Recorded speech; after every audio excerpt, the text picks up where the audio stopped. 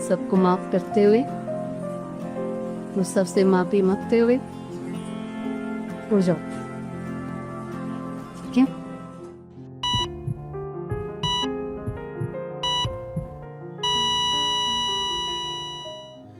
13 साल। जी हाँ, पूरे 13 साल तक जिंदगी और मौत के बीच झूलता हुआ एक इंसान न बोल पाया, न चल पाया, न ही अपनी तकलीफ बता पाया। माँ मंदिर में चमत्कार मांगती रही, डॉक्टर और मशीनों से सांस बचाते रहे, लेकिन आखिरकार एक दिन ऐसा आया जब अदालत ने भी कह दिया, अब उसे मुक्त कर दो। और फिर एम्स के एक कमरे में धीरे धीरे जीवन की हर डोर काट दी गई। क्या ये मौत थी या दर्द से मुक्ति? क्या ये फैसला इंसानियत था या एक कड़वा सच? यह है हरीश राणा की वो कहानी जो आपको अंदर तक हिला देगी। दिल्ली के एम्स अस्पताल से आई यह खबर सिर्फ एक मौत की खबर नहीं है। ये एक ऐसी कहानी का अंत है जो 13 साल पहले शुरू हुई थी, दर्द, उम्मीद और संघर्ष के बीच। हरीश राणा एक साधारण सा लड़का, एक सपना सिविल इंजीनियर बनने का। साल 2010 में उसने चंडीगढ़ यूनिवर्सिटी में दाखिला लिया। सब कुछ सामान्य था, जिंदगी अपने ट्रैक पर चल रही थी। लेकिन साल 2013 रक्षाबंधन का दिन एक फोन कॉल आया और अपनी बहन से बात करते हुए और फिर अचानक चौथी मंजिल से गिरना। बस यहीं से शुरू हुई एक ऐसी कहानी जिसमें सांस तो थी लेकिन जिंदगी नहीं। उस गिरावट ने हरीश को घायल नहीं किया, उसकी पूरी जिंदगी छीन ली। गंभीर हालत में उसे पीजीआई चंडीगढ़ में भर्ती करवाया गया और फिर दिल्ली के अस्पतालों में शिफ्ट किया गया।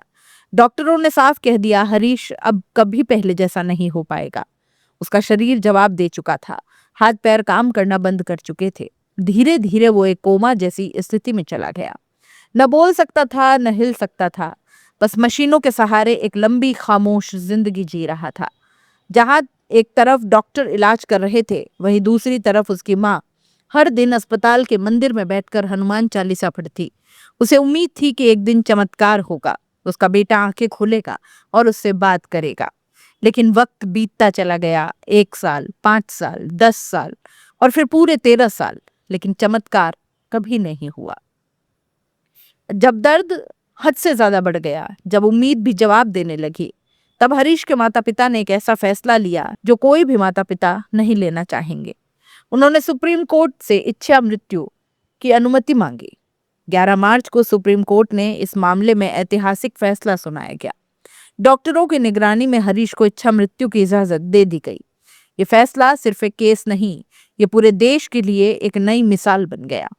दिल्ली के एम्स अस्पताल में हरीश को पैलिएटिव केयर वार्ड में शिफ्ट किया गया। डॉक्टरों की एक विशेष टीम बनाई गई और फिर शुरू हुई वो प्रक्रिया जिसमें धीरे धीरे जीवन की हर डोर को शांत तरीके से खत्म किया जाता है। फीडिंग ट्यूब हटा दी गई, वेंटिलेटर सपोर्ट बंद कर दिया गया, सिर्फ दर्द कम करने वाली दवाएं दी जाती रहीं। उसे आईसीयू से हटाकर एक सामान्य बेड पर लाया गया ताकि उसकी आखिरी सांसें मशीनों के शोर में नहीं बल्कि शांति में गुजरे। मंगलवार का दिन कमरे में सन्नाटा था। डॉक्टर लगातार निगरानी कर रहे थे, माँ भी पास में ही बैठी थी और फिर धीरे धीरे हरीश राणा ने अंतिम सांस दी। 13 साल का संघर्ष, 13 साल का दर्द एक पल में खत्म हो गया। क्या ये मौत थी या मुक्ति? क्या किसी को इस तरह जीवन से अलग करना सही है, या ये इंसानियत का सबसे बड़ा रूप है, किसी को उसके असहनीय दर्द से आजाद कर देना? हरीश राणा का मामला सिर्फ एक कहानी नहीं है दोस्तों, ये एक बहस है, एक सवाल है जो आज पूरे देश के सामने खड़ा है। हरीश राणा एक ऐसा नाम जो शायद अब खबरों से गायब हो जाएगा, लेकिन उसकी कहानी हमेशा जिंदा रहेगी। एक ऐसे इंसान की कहानी जिसने 13 साल तक बिना आवाज के दर्द सहा और आखिरकार चुपचाप इस दुनिया को अलविदा कह दिया। कभी कभी जिंदगी बचाना ही इंसानियत नहीं होती, कभी कभी किसी को दर्द से मुक्त करना भी उतना ही जरूरी होता है। और हरीश राणा की कहानी शायद हमें यही सिखाती है।